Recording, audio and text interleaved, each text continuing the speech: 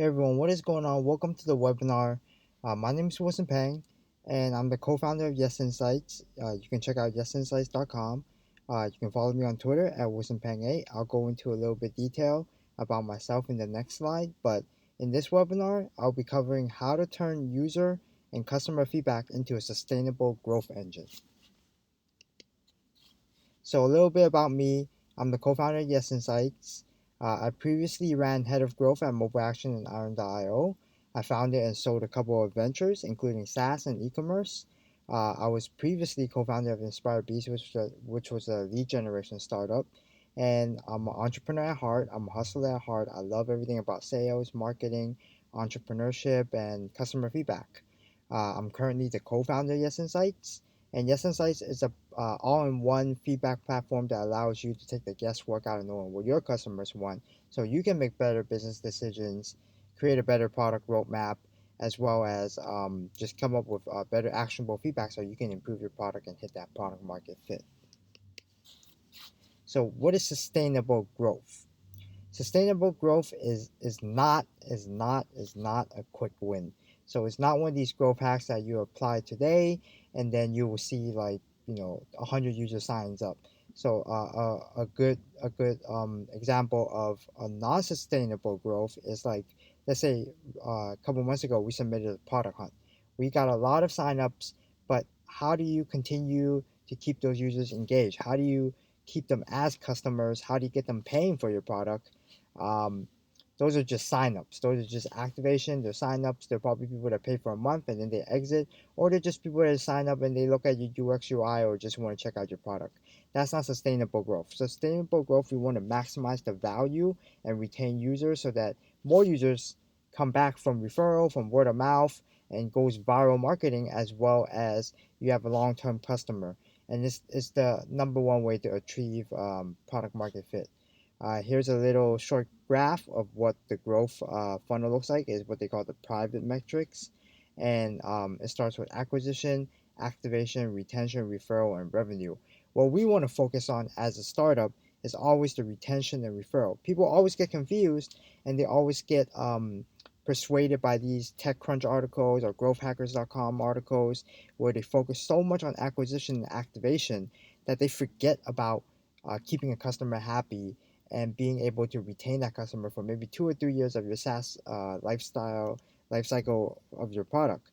So it's very important to be able to focus on retention and referral to lead to a sustainable growth strategy. And I'll show you exactly how you can do that in this webinar with strategies that you can use from just listening to your users, analyzing your funnels, and then improving the product so that you can actually get more retention, more referral, and results in more revenue, and the whole loop starts all over again, so you're not pouring so much money into acquisition. So there's usually two mindsets of growth. When I was at running head of growth, I've came across a lot of people. I went to a lot of growth meetups, and there's always two type of people that I meet in growth. The first mindset are those people that focus a lot on acquisition. So they will always ask, how can we get more signups? What channels do we need to target? What channels are working to acquire more users? What are some good growth hacks that we can apply now that will score us some signups? What ads should I run? How should I revamp my ad copy, and all these little things that they want to do in order to try to hit that bullseye needle to get more growth. While the second mindset of the people that I usually meet are the people who focus on sustainable growth.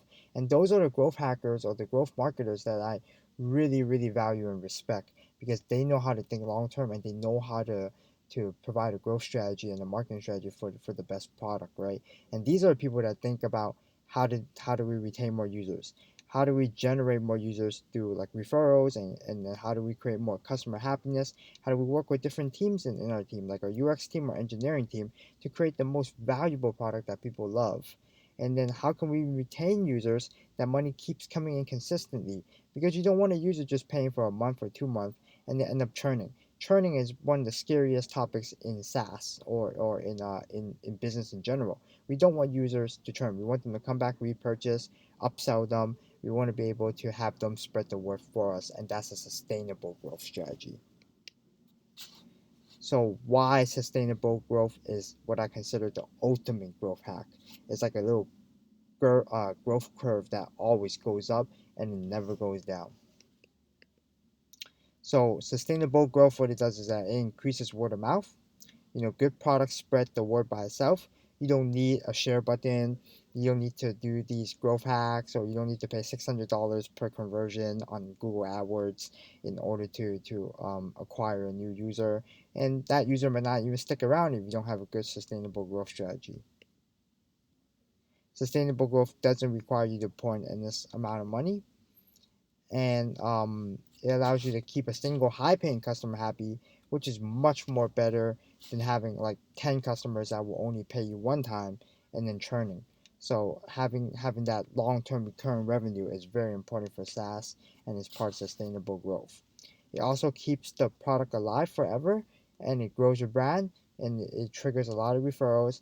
It's just probably the ultimate growth hack. And this is done by, just talking to your customers, gathering user feedback, improving on products, educating them, do engagement, do newsletters. And I'll be going over a set of tools and different ways that you can actually do this in the future slides. So here's a funny picture. I think this is from the Matrix, but it says, what if I told you you don't know your customers at all? And that's true, because actually most of the startups that I come across, they don't talk to their customers. They don't listen to their feedbacks. And that's a terrible, terrible thing.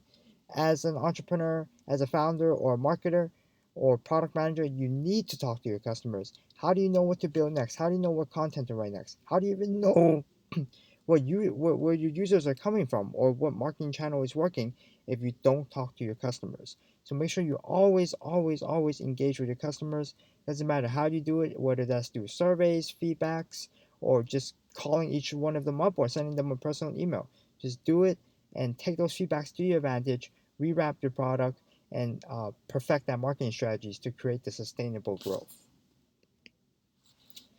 And let's start off with customer feedback and user feedback, like I keep mentioning in the beginning.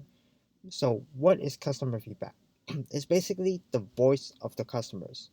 It's about collecting opinions, actionable feedbacks, and taking the guesswork out of knowing what your customers want so you can create a better product roadmap.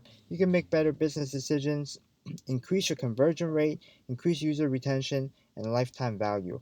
A lot of times people sign up for a trial, they don't convert into paying users. And user feedback or sending consistently surveys and just having that in your automation workflow will really help you with this. So user and customer feedback will tell you why the user is doing what they're doing, whereas tools like Google Analytics or heat maps, they'll only tell you what they're doing, so what they're clicking on. Now, don't get me wrong, both of them are super helpful and super important when it comes to marketing, but analytical tools can only tell you so much, because at the end of the day, it's still data, right? And data is just data. So you have to be able to take both of those as well as what the customer is saying, take it to advantage, go back to your team, brainstorm new stuff, and at the end of the day, you will have a long term strategy that will allow you to build the best product. So, why customer feedback? You can learn more about what the user thinks about your product, you can reduce churn, you can build trust, and you can definitely build user engagement. You can increase trial to pay conversions, repurchases. If you're like an e-commerce company, you want people to keep coming back and buying. You want to be able to upsell them. You want people to be able to refer your product to other people. You take the guesswork out of knowing what your customers really want, because a lot of times marketers, they play that, especially that ones that focus on acquisition, they play that guessing game, and I don't like playing the guessing game. When I was running head of growth at Iron, there's a lot of questions that always came up, like what features do we build next, what content do we write next, where are users coming from, what are they searching for on Google, what are the search terms, which is the best site to advertise on. Why not just talk to your customers? That's what I came up with. You can learn exactly what's wrong with your funnel, and you can fix it as soon as possible, especially for more complicated softwares. So I was working at HeavyBit when I was at Iron, and at HeavyBit there's a lot of DevTools products. Those are super, super, super complicated products. They have a lot of features, they have a lot of things involved, and it requires a lot of education. You have to teach them, you have to walk people through it, you have to personally onboard people, and you can't really upsell somebody or have them upgrade if you don't even know what they really want. So, or you don't know where they're falling off, right? So a lot of people churn because they end up getting stuck on a feature. Like they may use the basic function of the features, and then you start releasing these new features that people think they love, but then when they get to it, they're like, oh man, this is so hard, it's such a struggle. And without customer feedback, we just won't know where what's going on. We have to analyze what's going on in the funnel, and then listen to the feedback, and then identify exactly what's wrong or what's making them struggle, and then fix it as soon as possible. You can use customer feedback to validate ideas and get actionable feedback on upcoming features. I wrote a blog post on this recently talking about how you can prioritize your product management and your product roadmap. And what's the better way? Just ask your customers what features do they want to see, right? What features are they anticipating for, or what are they liking right now? What are they not liking right now? What's the value they're getting out of their from your current features? So all these little things you can put into consideration, and now your meetings are much more effective. So you're not just going in on every Tuesday morning meetings or marketing meetings, and you don't know what is going on. And of course, because it costs more to acquire a user than it does to retain one. I was talking to one of our customers who is a marketing agency, and they said they cost something like $600 per AdWord to convert one user. Yeah, sure, it might be profitable, especially if your contract is very long term, like a couple $1,000s a month, but is it does it really keep them retained? Does it make them happy? What if the user churns? Like that's not a really good way to turn a customer into advocate. So just pouring money into ads is not the best way to go. Whereas if you have sustainable growth strategy, you'll be able to build that long-term relationship, and then every customer you acquire will essentially be free because of word of mouth. And of course, with customer feedback, you'll be able to know if your product has hit that product market fit. There's a lot of ways to do this. I'll show you in the future slides of this webinar. But you just got with the correct questions and the correct feedback, you'll be able to determine, hey, did this new feature I come out with really help my customers?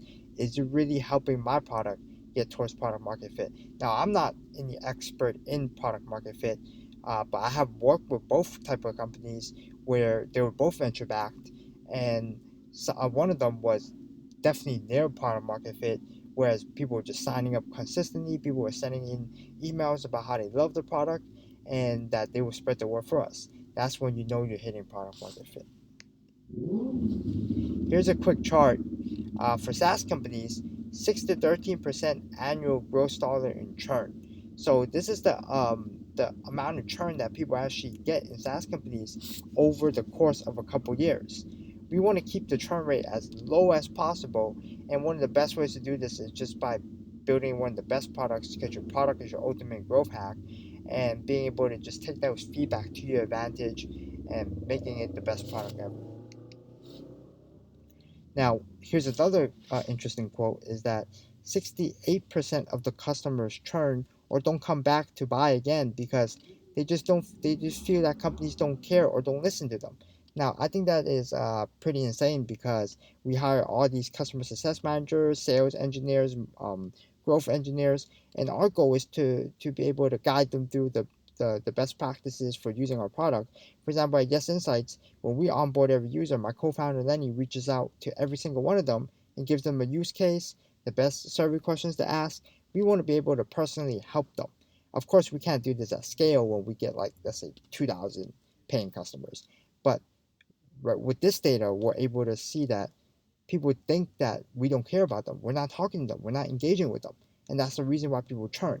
So taking user feedback is just one of the best ways to start engaging with your users right now, and start listening to them, start communicating with them, and making them feel that they're working with a company that actually cares about them. So that 68% will actually drop a lot lower. And when it comes to e-commerce, only 32% of e-commerce customers make a second purchase. We want way more than that, right? We ideally, of course, we want 100%, but that's not in the ideal world. But there is just a quick statistics. So it's very important that we're actually talking to people and making them they're doing all these little things, probably using customer feedback to help them come back and encourage them to come back to make more purchases. So here are some different ways that you can collect user and customer feedback. Using user feedback surveys to collect important data is probably one of the best ways to gain actionable feedback that can help you with your growth and making better business decisions. I like to break it down into two different categories of user feedback surveys. So the first one is the long form surveys.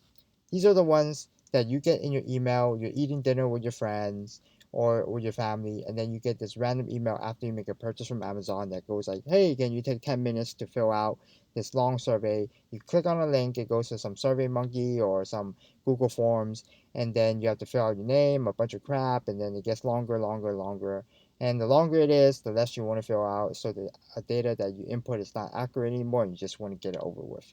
That's not what I like. Some people like it, but it is an effective way to collect a long form of data. But this is what they call the long form surveys. So the one that I like the most, and this is what we created Yes Insights for, is short form one-click surveys. They're also called inline surveys, and they could occur in the form of a website feedback widget, a one-click survey email, a net promoter score, which we've been seeing a lot in the startup and tech space lately. We've seen even events and conferences start using it, and these are the ones that embed exactly in your email. They usually provide a response for you to click on, so the user doesn't have to think. It reduces the barrier to entry, and you can get data a lot faster, as well as you can start increasing that user engagement from the very beginning to create that that sustainable growth strategy. And they usually get up to 80% response rate, so it's a very high response rate. Whereas I think for the long form surveys, I think if you get like 5 or 6%, it's considered good, and that's not what I want. I want the high response, and I'm sure every company wants to hear from their customers. So here's how a one-click survey will look like, and this is actually the exact onboarding email that my co-founder Lenny sends out to everyone that signs up for a trial, and it goes like, "Hey, I'm Lenny, one of the co-founders of Yes Insights. I want to thank you for signing up. We started Yes Insights with one simple idea to make surveys quick and easy and painless for your customers to answer. You'd be delighted at the number of responses you'll get. If you have a second, we'd love to know your sickest single biggest question that keeps you awake at night. We show them, we ask them a quick question, give them a couple responses, and we say thanks. If you have any questions about getting started, just reply to this email, and we'll point you in the right direction, free of charge. Surprisingly, we actually get 50% response rate for everyone that opens this email. That's relatively high for us. We're able to gain insight, and when they click on the action, it goes to a custom landing page that you can design exactly. You can create this landing page in Yes Insights portal when you're creating a survey, and you can ask them for additional comments, which is what we do, so we can actually gain more insights. Like what we'd like to ask after this is, hey, where do you hear about us? That way we can determine our next marketing channel, or we know where they're coming from. But with this, we're already able to figure out how they're going to start using our platform, and it's just such a simple question, but it gains us so much more data and insights. This is how a long form survey would look like. This is one of those Google Forms. It goes like, how was your class that you took? How was the last car that you drove? And then you click on a bunch of stuff. And the problem with these is that not only is it a low response rate, or not only does the user have to leave the site to answer the survey, but it gets long, it's annoying, and we're just tired of seeing this. There's too much stuff to put in. This is probably just a snippet of it. We don't know how long this exact thing is. I just took a screenshot of it. Um, but it's just too many questions. And it's probably easier to send one click surveys and then start to narrow down based on the user's response by segmenting them and putting them into a different bucket list, so you can send different surveys to narrow down your choice. And that way you get higher response rate. At the same time, you can still get the same amount of data that you would get from a long form survey. The next way that you can collect feedbacks is probably do a net promoter score survey. So we've been seeing this a lot. Pretty much people who it's just a very simple question. It says, how likely are you to recommend Yes Insights to a friend or colleague? Of course, you want to replace Yes Insights with your product or your company's name, and it gives them a number between 1 to 10. The 9 and 10 are what they consider promoters. They're your advocates. They're your fanboys. They're the ones that are willing to tell their friends about your product, refer your product. There's so many different little tricks that you can use after the user selects a response. I'll go into more depth in the later slides, but for now, you just need to know 9 and 10 are your promoters. I think like 6, anything in the middle, like 6, 7, 8, are what they call the passive. So these are the people that they like your product, but they're probably likely to switch to another competitor if they offer the more amazing feature. And then, of course, the one, the like fives, or what they call detractors, or the people who aren't really happy with your product and they're more likely to churn or switch away. It's so valuable because you can take the 1 to 5s, you reach out to them and see how you can improve the product. The passives, you can kind of send them more educational materials, or in the 9 and 10s, you can always ask for referrals and leverage them for testimonials and many other stuff.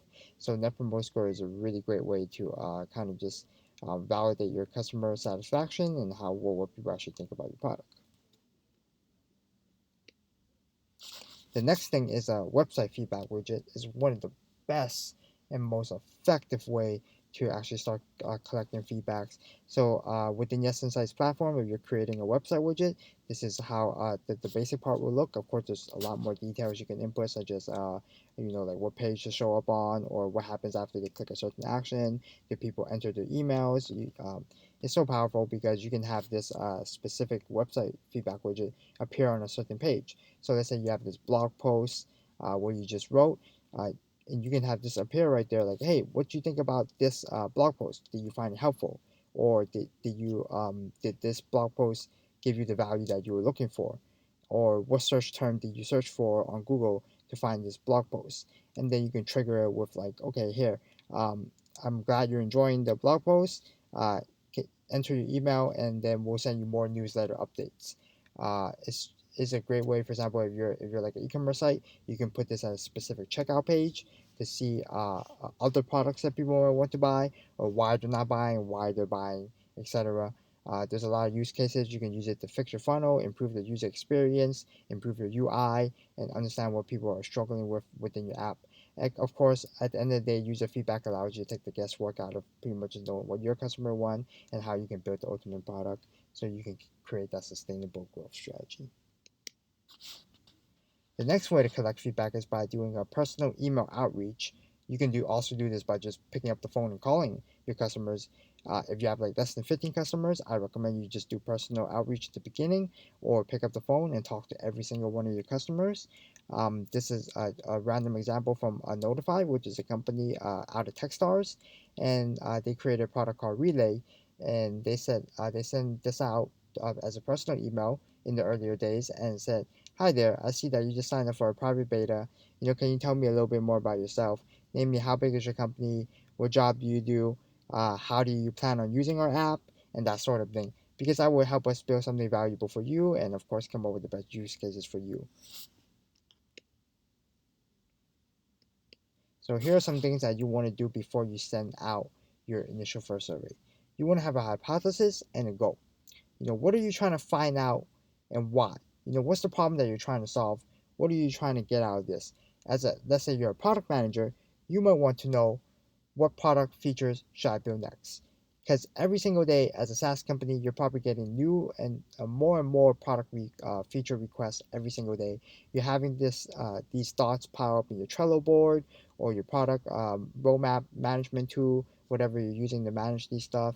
And you won't have a hypothesis or goal before you send out a survey or before you even come up with a question. Why are we asking this question? What is the problem we're trying to solve? And what type of data are we trying to get, or insights that we're trying to get out of this, out of the answers that the respondents will be answering.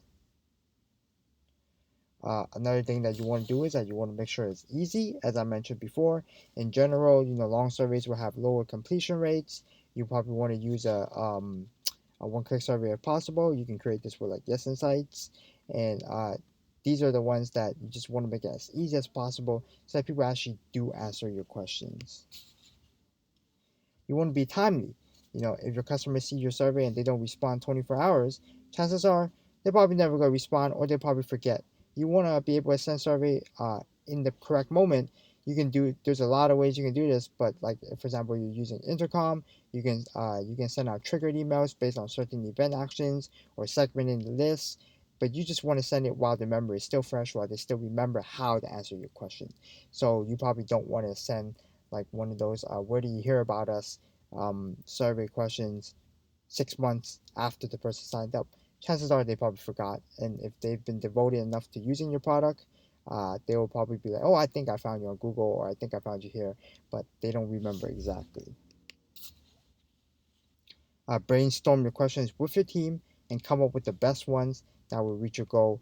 Uh, Meetings are sometimes people consider a waste of time, but I think if you have the correct contents in meetings, it could be very, very helpful. So take this time during your meetings to come up with the best questions and come up with hypotheses, come up with the goals, and then send out your first survey.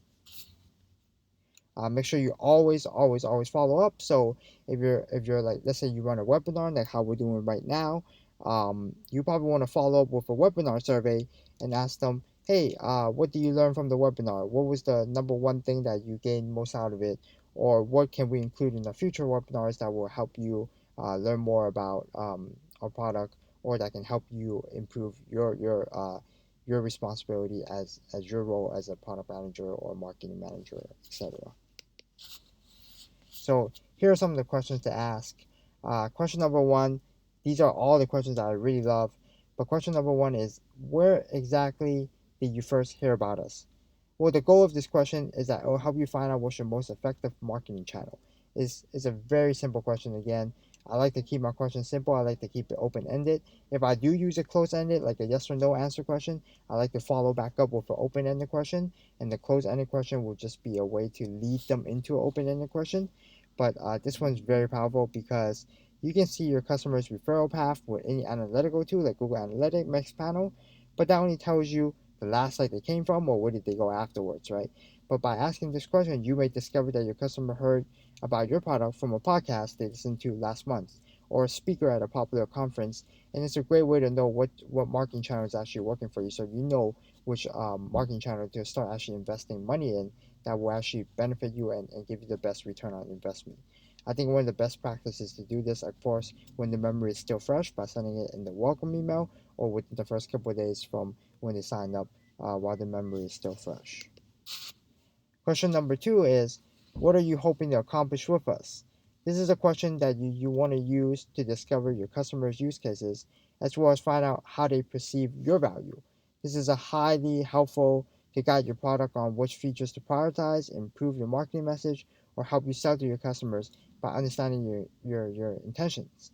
Send this with your welcome email or the second email right afterwards. We sending this on like day two or day three of when the user is on the trial, especially if you have a very long trial, like a 14-day free trial or a 30-day free trial. You want to be able to have these lifecycle emails throughout to engage with all your customers so that they know what is going on. And this is one of the questions I love to ask in the earlier sections of your lifecycle email. The next one is, what persuaded you to upgrade your account? Once a customer has upgraded their account, this is the perfect time to send out the survey question because we want to know. We can definitely track a lot of data within like Intercom to see when, or Stripe, and see when people are upgrading their accounts, but we don't know why they're doing it. Is it because they hit a limit on the surveys that they already sent out and they need to send more surveys, which is a good thing because it means they're using our product and they're loving it and they're finding a good use for it. But is this the main reason, or is it because they felt that, oh, maybe our lower plans still have the branding on it, the Yes Insights branding, and they want to remove it, or maybe because they have a bigger budget, or maybe they just raised a new round of funding. Then that's when we want to follow up with an email saying, hey, congratulations on the funding, and that builds a stronger relationship between me and the customer. Ask this question in your confirmation email when the customer actually upgrades, and that will really help you gain more insights on maybe was it a new feature that they discovered, or was it what are you doing right or what are you doing wrong? So it's a very powerful question. Another one is, why do you decide not to buy, subscribe, or even you can even ask them, why do you decide to buy, right? When someone decided not to buy your product, wouldn't you want to find out why? As a owner, business owner, if somebody walked in my store and they said, hey, I think I'm interested in your coffees, but I don't know if I want to buy it, and then they walk out, of course I want to know why. Or maybe they bought the coffee and they drank it, and then they walked out a minute later, and I want to know why, right? I want to know all these insights because I want to be able to improve my coffee. I want it's the same thing with SaaS business or e-commerce or inventory products, digital products, courses, whatever. You want to know why. Do you have something in there? Do you not? Is super important to figure out why. You may discover that people found your product because maybe your prices were too high, or your product was too poorly designed, or perhaps they were just kicking the tires around. You know, with this knowledge, you can make changes that will win your future customers. I like sending this email out about 30 to 90 days after a customer's trial period has ended, whether they subscribe or not.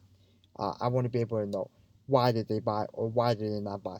If you don't have a trial period, you can use another event that signals a customer is not going to convert. For example, for us, we look at a lot of engagement within our app, like how often they're sending out surveys, how many surveys did they send, how actively are they signing back in, how many actions are they making on the site. I want to take all these things into knowledge and segment a list based on that before I send out this question. The next question, question number 5, is what will you miss most if you cannot use us? This question will help you discover your most useful features or product strength, especially if you're building one of these all-in-one SaaS tools where you have a lot of different features. Your customers are likely using a lot of them. They could be spending 10% of their time just using one feature, but they could be spending another like 20% using another feature, and then there might be this one feature that just delights them. Now, I want to know what that feature is because now I know I can probably write a blog post about that one or create more educational materials around that specific feature and improve that feature by making the user experience easier, by adding more little changes to it, and just making the ultimate product so I can hit that product market fit. This is the best time. This question is probably best sent to your engaged users, the ones that come back the most, the ones that use like Yes Insights for more surveys. I would send this email to users 1 to 3 months after they upgraded their account or after they've been using us for a while and been really engaged. Question number 6. How likely are you to recommend us to a friend or colleague? This is what they consider the standard Net Promoter Score question and is highly correlated with customer satisfaction. I like to use this as an opportunity to reach out and help customers who are dissatisfied, encourage customers who are very happy to promote the product. Um, I like sending this email. I mean, when it comes to Net Promoter Score, you every company does it differently. And this depends on your product and the user base, but usually some companies like sending it quarterly. Some people like sending it monthly. Some people like sending it whenever people perform a certain action within the app. But this is just a really great customer satisfaction survey question to ask, and I already talked a little bit about this in the beginning of the slide, and I'll go into more little tricks that you can do to follow up with this afterwards. But this is just a very powerful question to ask, especially if you're looking to create like a referral machine and generate that viral word of mouth marketing.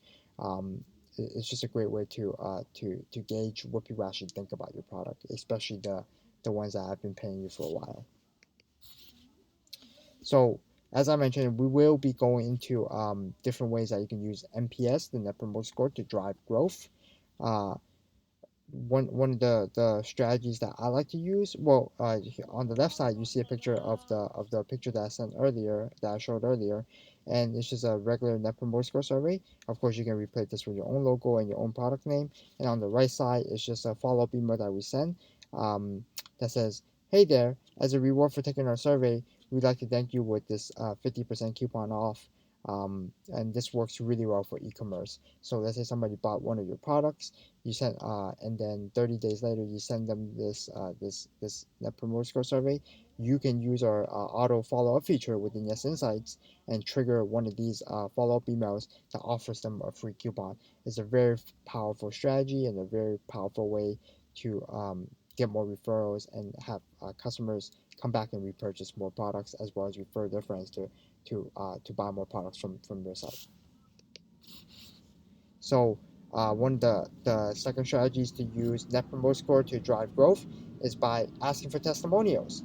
Like for example, Groove, a famous help desk SaaS company, found that good testimonials increase conversions by up to 15%.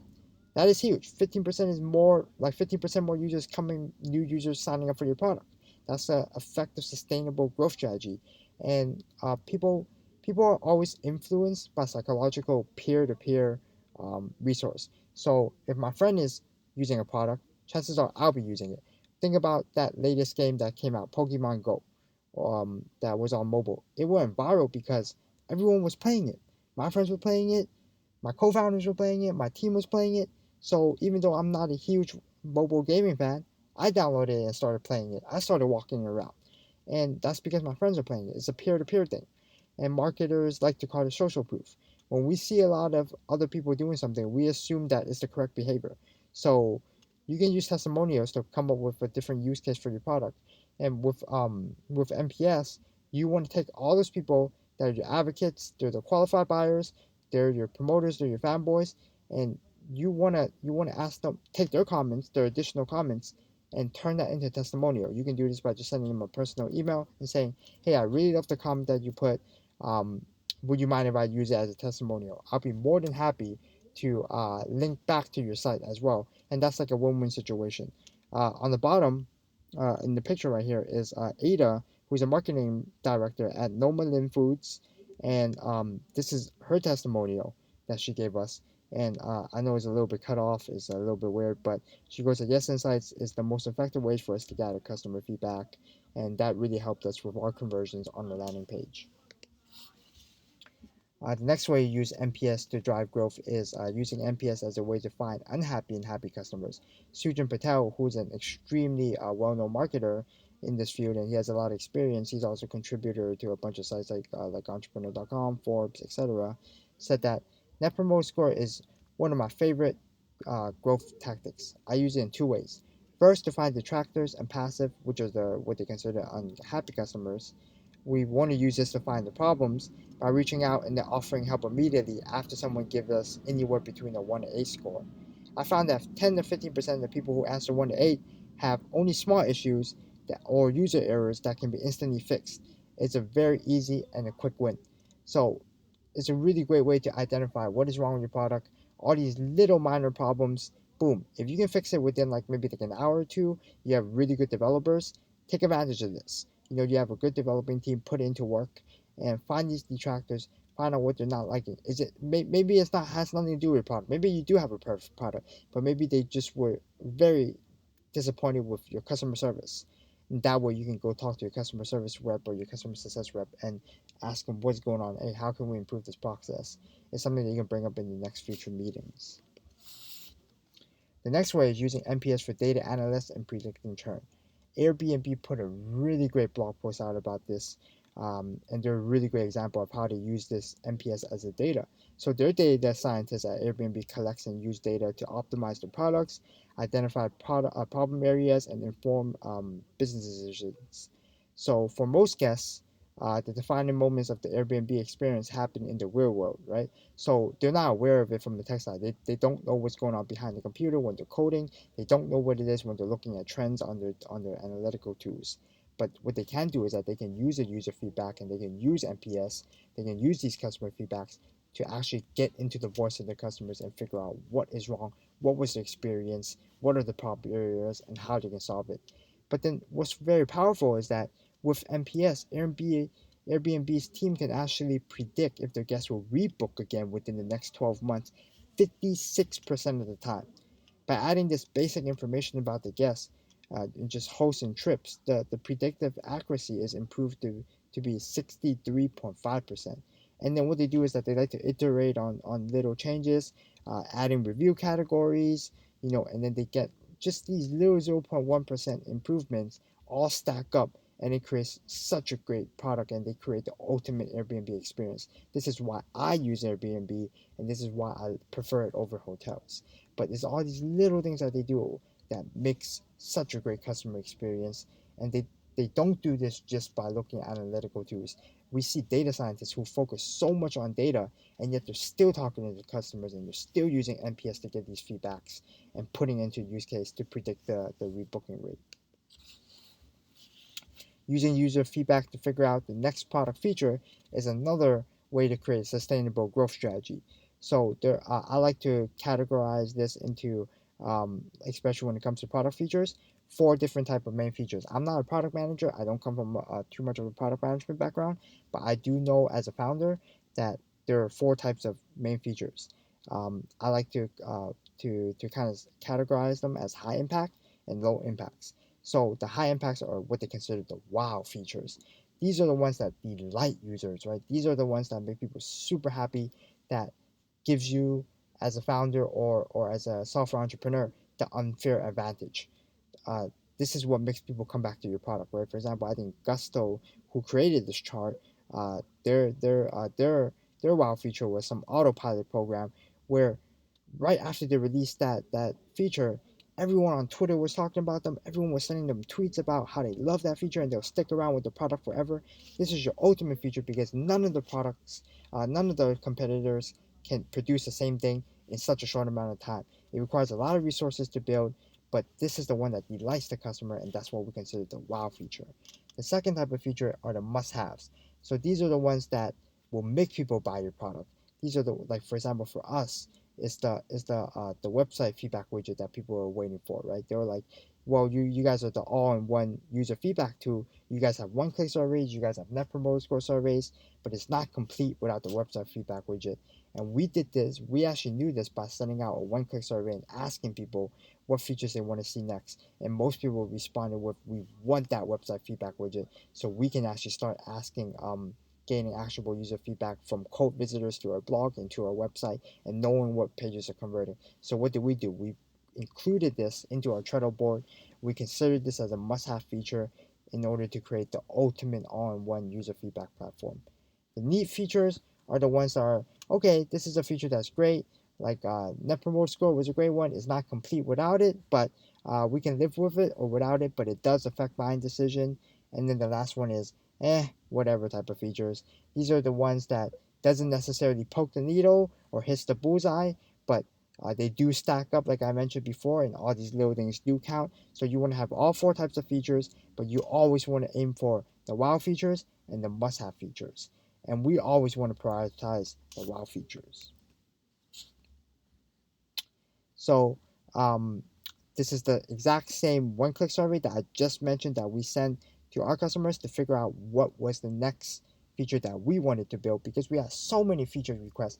We even have feature requests for SMS type of feedbacks, right? For text message feedbacks. So we had to really figure out what was going on. We had requests for Slack bots or more integrations. As a bootstrap company with little developers, we can't just work on every single feature. That will just slow us down and we'll never get anything done. So we knew we had to focus on one feature, but what's that must have? What's that wow feature that I just talked about? And we noticed from our data that most people wanted the website feedback widget. In the next slide, I'll show you some of the responses that we got. But sending out the simple product market fit survey question is another great way to drive growth for your product. So sustainable growth is what we're aiming for, right? And that's the whole point of this webinar. How do we can turn customer and user feedback into sustainable growth? So we want to be able to ask this question when we do release the feature, and we want to ask them, how would you feel if you can no longer use product XYZ anymore? Very disappointed, somewhat disappointed, not disappointed, or hey, I don't even use it anymore. And if you notice that most people are clicking on very disappointed, then you know you're onto something. You know that people really, really, really love you, right? And when we sent out this survey, we had 18 responses, two additional comments from the custom landing page, and people said that they were very disappointed if they were unable to use Yes Insights anymore. People love our survey too. They think it's super easy to set up. It doesn't require any code. They love everything about it. They love our integrations, and that's why they would be very disappointed if they were unable to use Yes Insights anymore. Now, even though this is a low number of response, we don't need that many responses to actually get a good amount of feedback. Usually, with just 30 to 40 qualified response, accurate responses, we're able to already get somewhere and be able to take this data to advantage, knowing that at least we're doing something right. Next sustainable growth hack is by improving your user onboarding process with user feedback, right? So on the left side, when you sign up for Intercom, you get this message from their customer support, and it goes something like, "Hi, Lenny, I see that you signed up for Intercom recently. How is the process of signing up and integrating Intercom with your website and app? Is there anything we can do to make it easier? We love to hear your thoughts." So Intercom figured out that the hardest thing about people getting to use the product was integrating Intercom with the website. People were running into a lot of problems with integrations, etc. So what they wanted to know is whether or not people were actually experiencing problems so that they can actually ramp that process up. In the earlier days of Intercom, when I started using it a couple years ago, it was very flaky. But now they improved so much, and the onboarding is so powerful, so easy, makes it so easy. The whole user experience is just so great, and it was all done by just listening to users, gaining their feedbacks, and learning how to revamp that process, how that they can include more call to actions, more product guides, more videos within the app to make it easier. And they just did such a good job with this. On the right side, Sujin Patel, when you sign up for his product, Content Marketer, he likes to use feedback by just getting on the phone with you. So the first message he will send out will say, "Need any help with contentmarketer.io? Let's talk. Schedule a call with me here." Another powerful way to just hop on the phone with your customer for maybe like 10, 15 minutes, hear their thoughts, listen to their feedback, and get things rolling. The next thing would be figure out what additional resources your customer actually need, so you can actually create more educational content based on those resources. So here's our customer, and here's a really brief case study. So this is Laura from PickleChart. They've been using us for a while, and they love our product, right? Right here, you see that they embedded Yes Insight surveys. So with Yes Insights, we actually integrate directly within Intercom so that you can just create a survey within Yes Insights and then paste it in any of your automation emails. So if you have a segmented list, a triggered email, you can just paste the surveys in there, and this is exactly what Pickle Chart. So they will send this to all the users that sign up and says, "Quick question, what do you use Pickle Chart most for? For school and academic use, for personal stuff, for work or internship? And thanks for being awesome." And again, this is a survey that was created within our app, Yes Insights. From this, they were able to get 75 percent response rate on every one of these surveys that they send out with Intercom. Well, mainly because it's a triggered email, so people are more likely to open triggered emails and respond to these. And of course, it's one click, so all people have to do is they see this within their app, it pops up within the app, and all they have to do is just click on the response. They figured out that most people use it for work and internships, and then now they're able to create more content, more ebook, more blog posts, more white papers, all related to working internships, and they can double down on that marketing channel because now they have more insights. And then right afterwards, it actually sends them to this custom landing page that I always talk about in the previous slides, and it says, "Thanks for taking the survey. If you have a moment, please briefly tell us about how you found out about PickleChart." So they start off with a very simple survey to get you micro committed. From a psychological perspective, people are more willing to give you their email or put in additional comments after they did a micro committed action. So by them clicking on a response first, that already means that they're already committed to doing it. And then when they get to this landing page, now they're more than willing to tell you how they actually found out about you. And with this information, now you know, oh, maybe they heard from us from a friend. Now that's a good thing. That means that maybe you can double down on your referral marketing. How can you get more friends to share your blog post? How can you get more of your users to share your product with their buddies? The next trick is to figuring out the keywords that people are searching for you on Google. So, for example, Tech in Asia, for example, is a company that's using us right now. They're a very big news publication site, and when we asked them how they found out about us, they said they found us through Google. And we're like, "Hey, what's the keyword or the search term that you typed in?" And they say one-click survey. So when we typed this into Google, we saw our own website show up, which is good. That means our SEO is working, and this is the search term that we were appearing for. So use the user feedback survey to figure out what keywords people are using when they're searching on Google. It's just a really good way to know how you can revamp your SEO strategy or how you can start writing more content based on those keywords. You can ask a simple question like, what was the search term you used on Google or Bing or Yahoo to find us?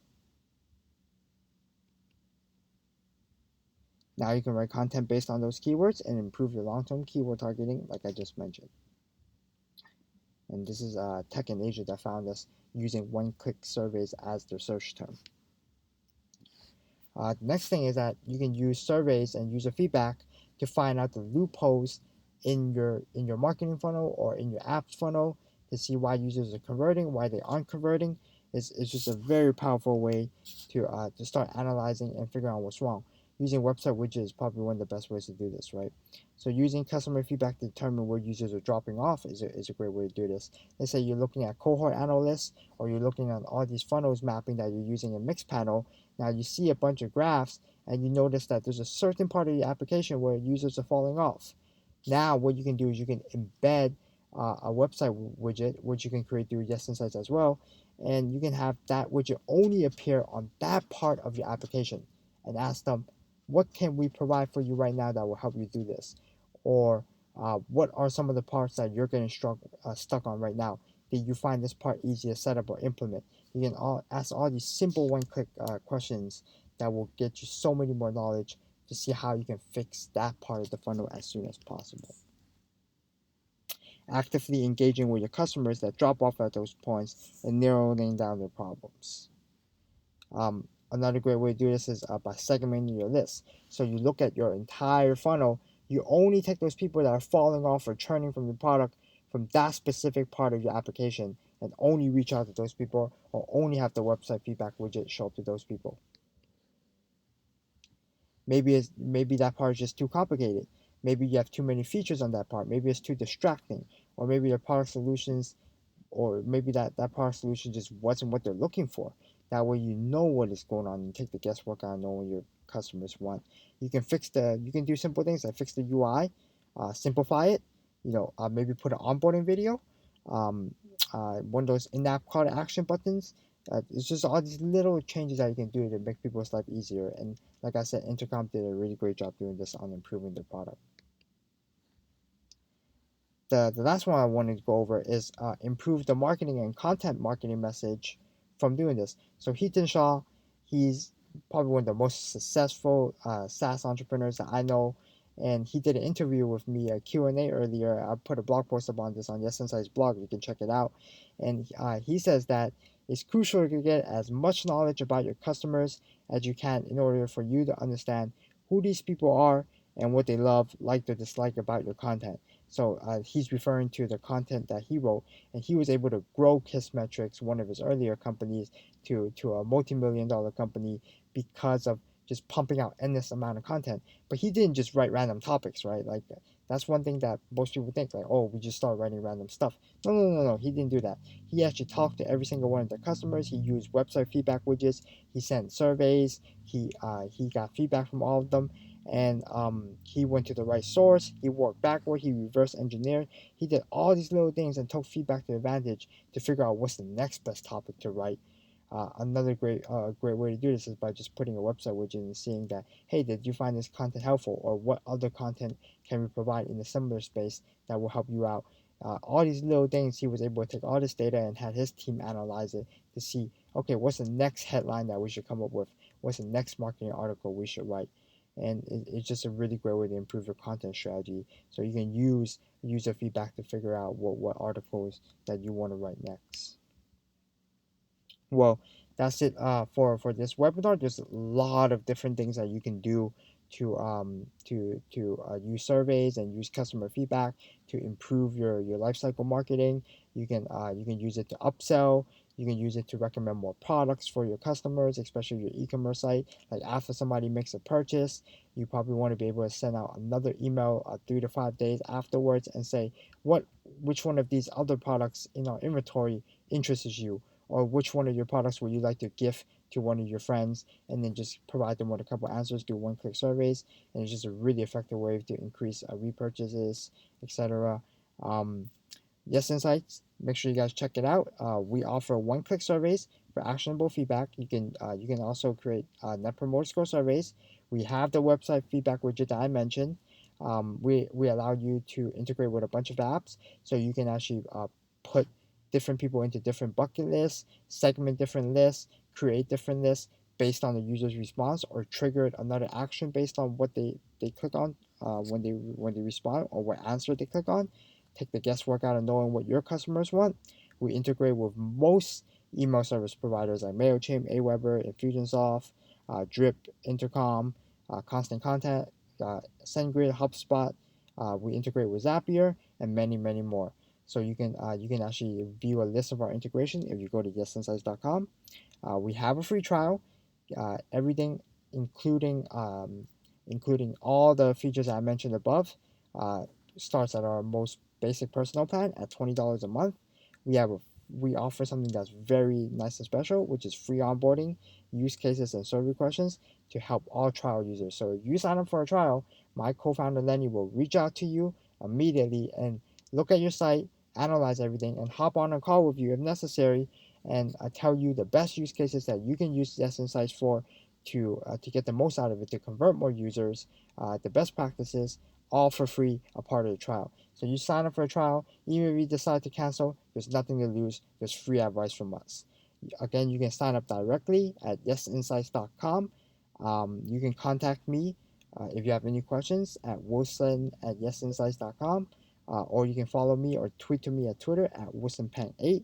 I'm looking forward to seeing you sign up and looking forward to connect with you in the future. I hope you guys gain a lot of value out of this webinar, and I hope you guys learn something. If anything, just feel free to reach out, and I'll always be here to help. Thank you guys again, and thank you guys for checking out Yes Insights, and thanks for watching this webinar.